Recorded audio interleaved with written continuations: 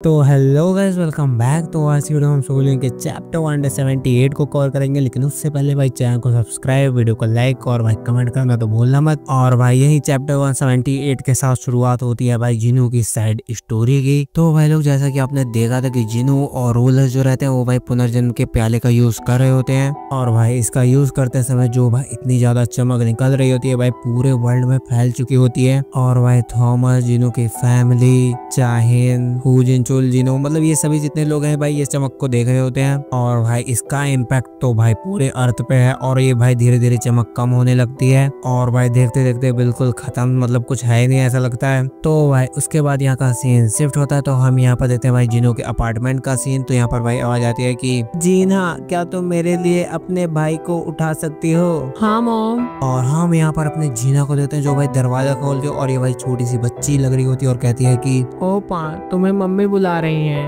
और भाई यहाँ पर जो जिनू रहता है वो भाई जीना के कहने से पहले उठ चुका होता है। तो यहाँ पर जो जीना रहती है वो कहती है कि ओह, तुम तो पहले से ही उठे हो। और हम यहाँ पर देखते हैं अपने जिनू को जो है एक अलग ही रूप में होता है, मतलब कि अपने बचपन में होता है। और भाई यहाँ पर जो जिनू रहता है वो भाई मन में कह रहा होता है कि जीना जो अभी नहा कर ही आई है, और खाना पकाने की खुशबू और सब्जियां काटने की आवाज। और भाई जिनू इतना सोच ही रहा था, तभी भाई जिनू की मॉम जो रहते हैं भाई जिनू को कहते हैं कि जिनू, क्या तुम उठ चुके हो?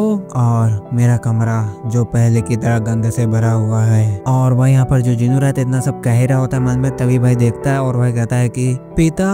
और भाई हम यहाँ पर देते हैं जिनू के पापा को जो भाई न्यूज़पेपर पढ़ रहे होते हैं आज की ताजा खबर। तो यहाँ पर भाई हमारे जिनू का रिप्लाई देते हुए कहते हैं कि पिता नहीं पापा, लेकिन तुम्हारे साथ क्या हुआ है? और हम यहाँ पर देखते हैं अपने जिनू को जो भाई रो रहा होता है ये सब देखकर। और भाई यहाँ पर जो जिनू रहता है वो भाई कहता है कि मुझे लगता है कि मैंने बुरा सपना देख लिया है। और भाई इतना कहते हुए जिनू जो रहता है वो भाई अपने मन में कहता है कि हाँ, मेरा बुरा सपना समाप्त हो चुका है। मैं अपने बुरे सपने से उभर आया हूँ और अब मैं अपनी छोटी बहन और माँ के साथ हूँ जो स्वस्थ हैं, और मेरे खोए हुए पापा भी मेरे साथ हैं। मुझे ये सब सही करने के लिए एक आखिरी मौका मिला है, मैं इसे अपने हाथ से जाने नहीं दूंगा। अब मैं आने वाले कल को दोबारा लिख सकता हूँ, लेकिन बस थोड़ी देर के लिए। और भाई हम यहाँ पर जिनू के स्कूल को देते हैं। और भाई यहाँ पर जो जिनू रहता है वो भाई अपने दोस्तों के साथ भाई हंसी मजाक कर रहा होता है। और भाई यहाँ पर भी अपने मन में कह रहा होता है कि क्या यह सच में ठीक है कि मैं इस शांति के पल को संभाल कर रख लूं जो मैं अभी महसूस कर रहा हूं अपने लिए एक उपहार के रूप में। मैं भी इस बात को अच्छी तरह से जानता हूं कि उन आसमानों के पार जो मोनार्क्स हैं वो हमला करने के लिए एक विशाल गेट की तैयारी कर रहे हैं, लेकिन बस थोड़ी देर के लिए, थोड़ी देर के लिए सिर्फ। और भाई यहाँ पर जो जिनू रहता है ये सब भाई अपने मन में कह रहा होता है। तो उसके बाद भाई जो जिनू रहता है वो भाई घर आ रहा होता है स्कूल से। तो भाई वो भाई अपने दोस्तों के साथ आते हुए भाई सोच रहा होता है अपने मन में कि क्या अगर मैं सच में इस पल का आनंद ले रहा हूँ तो इससे कोई नुकसान तो नहीं होगा। मैं यहाँ पर थोड़ा और रहना चाहता हूँ और यहाँ का आनंद लेना चाहता हूँ, सिर्फ एक दिन और। तो उसके बाद भाई यहाँ का सीन शिफ्ट होता है। तो उसके बाद हम देखते हैं भाई जिनू की मॉम को जो भाई साफ सफाई कर रही होती है और भाई टेबल पे कुछ पर्चा वर्चा टाइप का कुछ रखा होता है। और तभी भाई हमारी जिनू की मॉम की नजर जाती है भाई उस पर्ची के ऊपर जो टेबल के ऊपर रखा होता है। और ऑब्वियसली भाई ये पर्चा हमारा जिनू ही लिख कर गया होगा। और भाई इसमें लिखा होता है कि मुझे जो काम है मैं उस काम को पूरा करने के बाद वापस आऊंगा। तो भाई उसके बाद यहाँ का सीन शिफ्ट होता है। तो हम यहाँ पर देखते हैं एक भाई मॉन्स्टर को, मतलब बीस्ट को।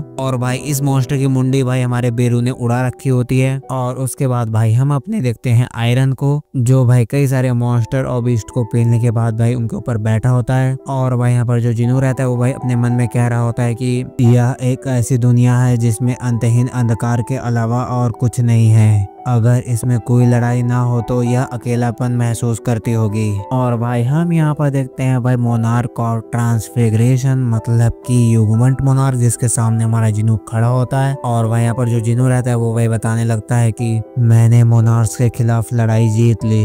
मैंने मोनार्क और ट्रांसफिगरेशन युगमंट को मार डाला जो हर एक चीज की जड़ थी। और मुझे इस डायमेंशनल क्रैक में आए हुए 27 साल हो गए हैं और ऐसा लग रहा है कि यह लंबी लड़ाई है जिसमें कोई आनंद ना हो, ये आखिरकार जल्द ही खत्म होने वाली है और बचे दुश्मन ड्रैगन मोनार्क और उसकी डिस्ट्रक्टिव आर्मी बची है। तो यहाँ पर भाई हमारे जिनों ने सभी मोनार्क्स को मार दिया होता है, सिर्फ भाई ड्रैगन मोनार्क को छोड़कर। तो यहाँ पर भाई जो जिनो रहता है इतना मन में कहने के बाद भाई सोचने लगता है कि मुझे खुशी है कि यहाँ का जो समय है बाहरी दुनिया के समय से अलग तरीके से चलता है। वैसे जहाँ तक मुझे लगता है कि बाहरी दुनिया में लगभग 2 साल बीत चुके होंगे। 2 साल बाद फिर से मिलना, मुझे आश्चर्य है कि मेरे माता पिता कैसे होंगे। जीना भी बहुत ज्यादा बदल चुकी होगी। मुझे लगता है कि मुझे उसके बड़े होने तक उसका इंतजार करना चाहिए। उसके बाद मैं उसे फिर बता दूंगा कि उसके साथ क्या हुआ है। और भाई जिनो यहाँ पर अपने मन में इतना कह रहा होता है, तभी भाई यहाँ पर आयरन आता है और कहता है कि माय किंग, मैंने यहाँ पर सब कुछ खत्म कर दिया है। यहाँ पर अब कोई सांस नहीं ले रहा। ठीक है,